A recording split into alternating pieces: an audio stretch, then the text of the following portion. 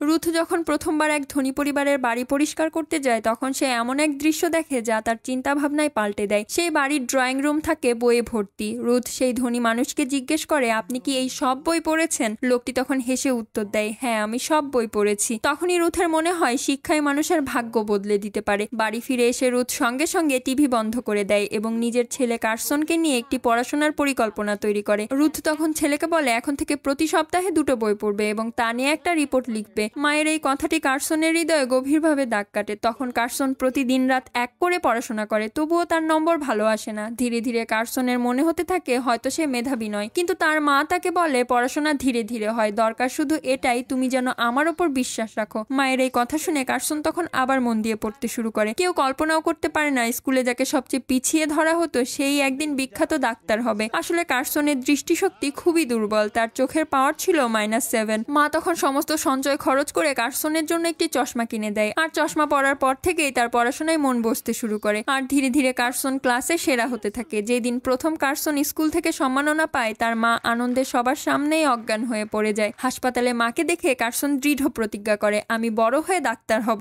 এরপর কার্সন দিনরাত পরিশ্রম করতে থাকে এবং চমৎকার নম্বর এনে স্কুলের সবচেয়ে বড় পুরস্কারটি জিতে নেয়। প্রিন্সিপাল নিজে হাতে তাকে সার্টিফিকেট তুলে দেয়, কিন্তু হঠাৎ তার এক শিক্ষিকা মাইক হাতে নিয়ে বলে, এটা তো কেবল এক গরিব কালো ছেলের সৌভাগ্য মাত্র। এই কথা শুনে তার মা খুব কষ্ট পায়। সারা রাত ভেবে কার্সনের মা সিদ্ধান্ত নেয় এবার কার্সনকে এমন একটি স্কুলে ভর্তি করাবে যেখানে কোনো বর্ণ বৈষম্য থাকবে না। তিনি কার্সনকে এমন একটি স্কুলে ভর্তি করায় যেখানে সব ছাত্রই ছিল কৃষ্ণাঙ্গ। সেই স্কুলে গিয়ে কার্সন আরো কঠোর পরিশ্রম শুরু করে এবং অবশেষে বিশ্ববিদ্যালয়ের মেডিকেল স্কুলে ভর্তি হয়ে যায়। এটা কোনো কল্পিত গল্প নয়, এটা বাস্তব ঘটনা। কার্সন আজ বিশ্বের একজন বিশ্ববিখ্যাত নিউরোসার্জন। তিনি শত শত শিশুর জীবন রক্ষা করেছেন এবং তাদের নতুন করে বাঁচতে সাহায্য করেছেন। পরের ভিডিওটি দেখার জন্য প্লিজ সাবস্ক্রাইব।